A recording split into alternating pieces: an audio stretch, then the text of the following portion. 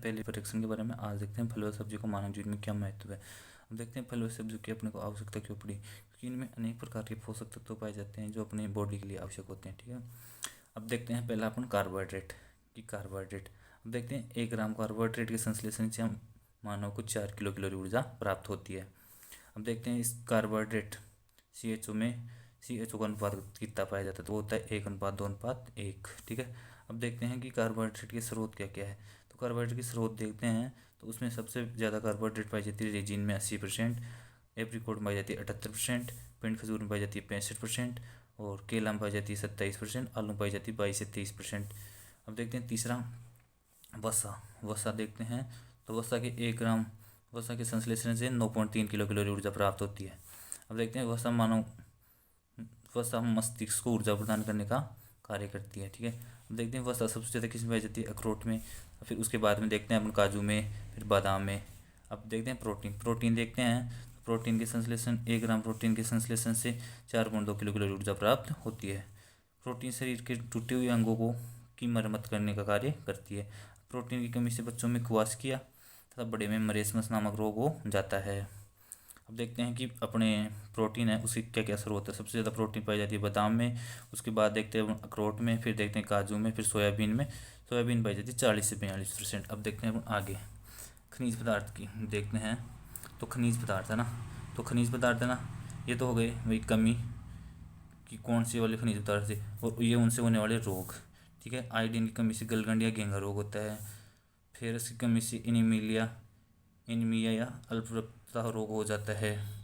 फिर देखते हैं अपन फास्फोरस की कमी से हड्डियाँ कमज़ोर हो जाती है, ओस्टोमलेशिया नामक रोग हो जाता है। अब देखते हैं अपन फास्फोरस की कमी से देखते हैं अपन हड्डियाँ कमज़ोर हो जाती है, अस्थि मज्जा रोग हो जाता है। कैल्शियम की कमी से देखते हैं ओस्टोमलेशिया पार्श्वकालीन पीड़ा नामक रोग हो जाता है। अब देखते हैं इनके स्रोत। आयोडीन का स्रोत क्या है, आयोडीन सबसे ज़्यादा पाया जाता है पालक के बाद में देखते हैं अपन बथुए के बाद में देखते हैं चौलाई। अब ये हो गया।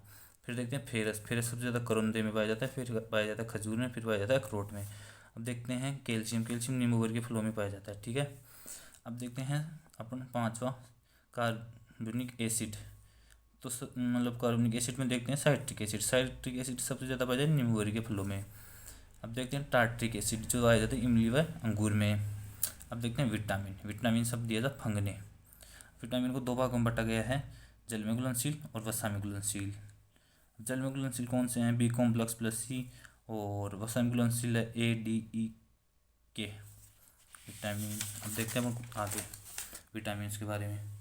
अब देखेंगे अपन की विटामिन है ना, तो सबसे यहाँ पे आ गया अपना विटामिन हो गया, ये हो गया रोग, और ये हो गए उनके स्रोत।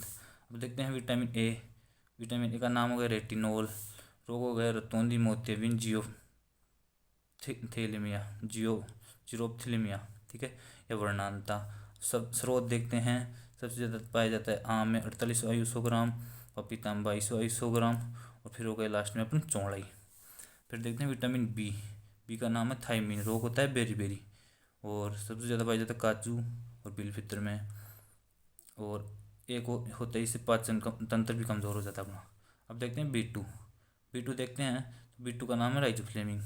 B3 का है नियोसिन या निकोटिक एसिड। B5 के देखते हैं तो पेंटाथेनिक एसिड हो गया। B6 का फायरोडॉक्सिन हो गया। B9 का फोलिक एसिड हो गया। B7 का बायोटिक हो गया, और B12 का साइनोकोबाल्मिन हो गया। अब देखते हैं अपन विटामिन सी। तो सी का नाम हो गया एस्कार्बिक एसिड, रोग होता है स्कर्वी। सबसे ज़्यादा पाया जाता है बारबोडेस चेरी, और उसके बाद में पाया जाता है आंवला, और उसके बाद में पाया जाता है अमरूद में। ये बहुत बार पूछा गया क्वेश्चन है, आंवले का देख के पूछता है, और या फिर बारबोडेस चेरी का। ऑप्शन में 2 ही आते हैं। अब देखते हैं अपन विटामिन डी, जिसका नाम है कैल्सिफेरॉल, रोग होता है रिकेट्स, जो प्राप्त होता है अपने को सूर्य के प्रकाश से। फिर देखते हैं विटामिन ई, इसका नाम होगा टेकाफेरोल, नरबद्धता या बांझपन नामक रोग हो जाता है, बादाम और मूंगफली से प्राप्त होता है। अब देखते हैं विटामिन के, फिनोक्विनोन, रक्त का थक्का नहीं बनता, अर्थात अपने ब्लड यहाँ पे कट लग गया ना तो उसका थक्का नहीं बनता, मतलब लगातार रक्त बहता रहता है। जैसे अपने रानी विक्टोरिया में रोग था ना मतलब हीमोफीलिया, उसमें रक्त का थक्का नहीं बनता था, उसी तरह ही है, किसी की कमी हो जाती है तो रक्त का थक्का नहीं बनता।